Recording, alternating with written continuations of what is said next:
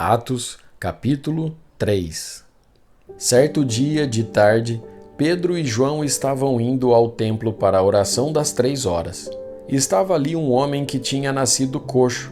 Todos os dias ele era levado para um dos portões do templo, chamado Portão Formoso, a fim de pedir esmolas às pessoas que entravam no pátio do templo. Quando o coxo viu Pedro e João entrando, pediu uma esmola. Eles olharam firmemente para ele e Pedro disse: "Olhe para nós." O homem olhou para eles esperando receber alguma coisa. Então Pedro disse: "Não tenho nenhum dinheiro, mas o que tenho eu lhe dou.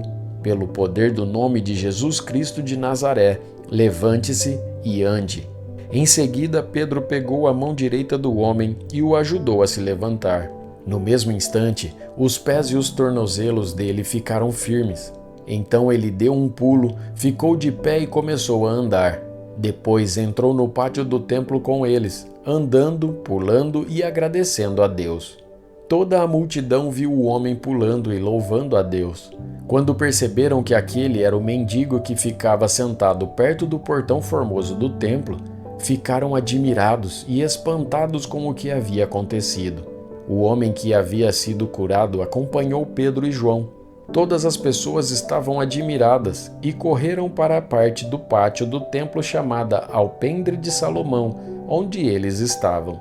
Quando Pedro viu isso, disse ao povo: "Israelitas, por que vocês estão admirados? Por que estão olhando firmemente para nós como se tivéssemos feito este homem andar por causa do nosso próprio poder ou por causa da nossa dedicação a Deus? O homem dos nossos antepassados, o Deus de Abraão, o Deus de Isaque e o Deus de Jacó, foi quem deu glória ao seu servo Jesus.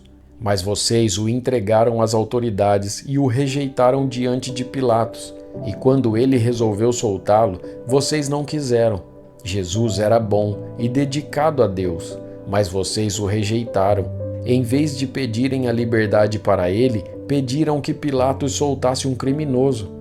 Assim vocês mataram o autor da vida, mas Deus o ressuscitou e nós somos testemunhas disso. Foi o poder do nome de Jesus que deu forças a este homem. O que vocês estão vendo e sabendo foi feito pela fé no seu nome, pois foi a fé em Jesus que curou este homem em frente de todos vocês. Agora, meus irmãos, eu sei que o que vocês e os seus líderes fizeram com Jesus foi sem saber o que estavam fazendo. Mas Deus cumpriu assim o que havia anunciado há muito tempo pelos profetas, isto é, que o Messias que ele escolheu tinha de sofrer. Portanto, arrependam-se e voltem para Deus, a fim de que ele perdoe os pecados de vocês, e também para que tempos de nova força espiritual venham do Senhor, e ele mande Jesus, que ele já tinha escolhido para ser o Messias de vocês. Jesus precisa ficar no céu até chegar o tempo em que todas as coisas serão renovadas, como Deus anunciou há muito tempo pelos seus fiéis mensageiros, os profetas. Pois Moisés disse: "Do meio de vocês, o Senhor Deus escolherá e enviará para vocês um profeta, assim como ele me enviou. Obedeçam a tudo o que ele lhes disser. Aquele que não obedecer será separado do povo de Deus e destruído." Samuel e todos os profetas que vieram depois dele falaram a respeito desses dias. As promessas que Deus fez por meio dos seus profetas são para vocês, e vocês fazem parte da aliança que Deus fez com os seus antepassados, quando disse para Abraão: "Por meio dos seus descendentes, eu abençoarei todas as nações do mundo." Assim, Deus escolheu o seu servo e o mandou primeiro a vocês, para abençoá-los e para que cada um de vocês abandone os seus pecados. Capítulo 4.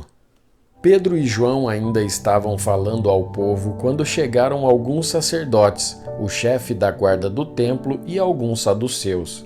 Eles ficaram muito aborrecidos porque os 2 apóstolos estavam ensinando ao povo que Jesus havia ressuscitado e que isso provava que os mortos vão ressuscitar. Então, prenderam os 2 e os puseram na cadeia para ficarem lá até o dia seguinte, pois já era muito tarde. Porém, muitas pessoas que ouviram a mensagem creram, E os homens que creram foram mais ou menos 5.000. No dia seguinte, reuniram-se em Jerusalém as autoridades dos judeus, os líderes do povo e os mestres da lei. Nessa reunião estavam também Anás, que era o grande sacerdote, Caifás, João, Alexandre e os outros que eram da família do grande sacerdote. As autoridades puseram os apóstolos em frente deles e perguntaram: com que poder ou em nome de quem vocês fizeram isso? Então Pedro, cheio do Espírito Santo, respondeu: autoridades e líderes do povo, os senhores estão nos perguntando hoje sobre o bem que foi feito a este homem e como ele foi curado. Pois então os senhores e todo o povo de Israel fiquem sabendo que este homem está aqui completamente curado pelo poder do nome de Jesus Cristo de Nazaré, aquele que os senhores crucificaram e que Deus ressuscitou. Jesus é aquele de quem as Escrituras Sagradas dizem: a pedra que vocês, os construtores, rejeitaram, veio a ser a mais importante de todas. A salvação só pode ser conseguida por meio dele, pois não há no mundo inteiro nenhum outro que Deus tenha dado aos seres humanos por meio do qual possamos ser salvos. Os membros do Conselho Superior ficaram admirados com a coragem de Pedro e de João, pois sabiam que eram homens simples e sem instrução, e reconheceram que eles tinham sido companheiros de Jesus. Mas não podiam dizer nada contra os dois, pois o homem que havia sido curado estava ali de pé, junto com eles. Em seguida, mandaram que Pedro e João saíssem da sala do conselho e começaram a discutir o assunto.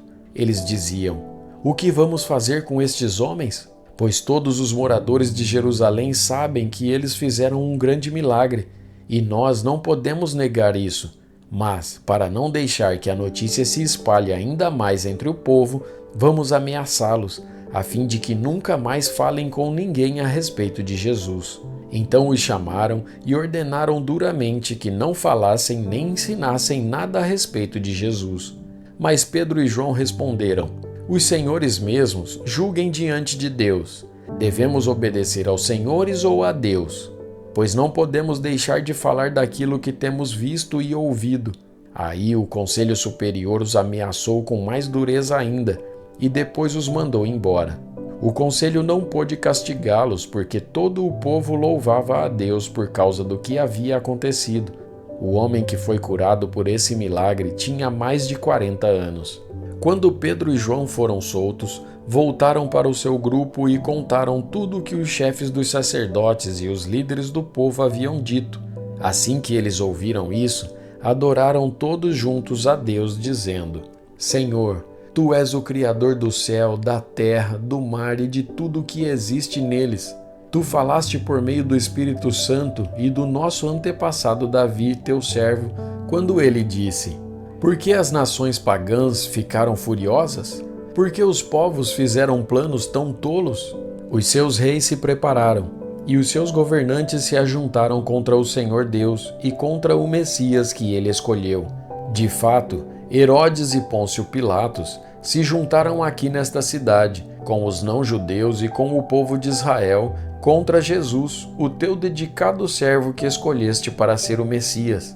Eles se reuniram para fazer tudo o que, pelo teu poder e pela tua vontade, já havias resolvido que ia acontecer.